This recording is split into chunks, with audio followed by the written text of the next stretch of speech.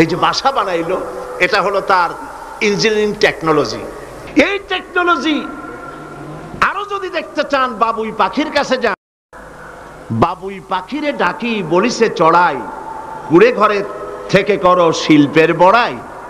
যদিও বাবুই পাখি, চড়ুই পাখি বাবুই পাখিকে এটা বলেছে, আসলে শিল্পের বড়াই করার মতো। এই যে চতুর্দিক থেকে পাতাগুড়ি ছিঁড়ে এনে যে বাসা বাবুই পাখি বানালো, আগেই কোন সুবহানাল্লাহ। এই বাসা শুধু বাসা নয়, এর মধ্যে বেডরুম আছে, এর মধ্যে ডাইনিং রুম আছে, মাস্টার বেডরুম আছে, শুধু টয়লেট নাই। নিচ দিয়ে ঢুকবে, আবার ব্যাকডোর দিয়ে নিচের থেকে আক্রান্ত হলে ব্যাকডোর দিয়ে পালাবার ব্যবস্থাও আছে।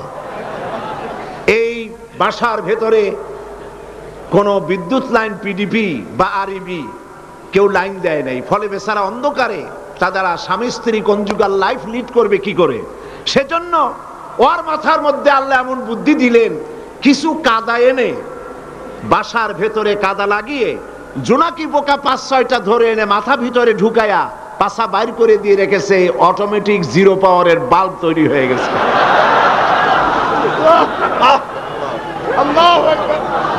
ইঞ্জিনিয়ারিং টেকনোলজি আর কারে বলে?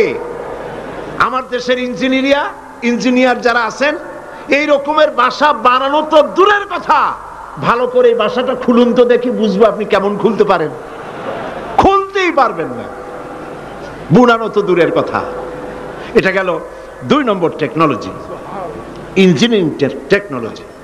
এরপরে হলো মেডিকেল সায়েন্স, চিকিৎসা বিজ্ঞান। আল্লাহ রাব্বুল আলামিন মৌমাছিকে বলছেন, সুম্মা কুলি মিন কুল্লি সামারাতি ফাসলুকি সুবুলা রাব্বিকা যুলুলাব। সব রকমের ফুল থেকে মধু চুষে নাও আর তোমার রবের নির্ধারিত পথে চলতে থাকো।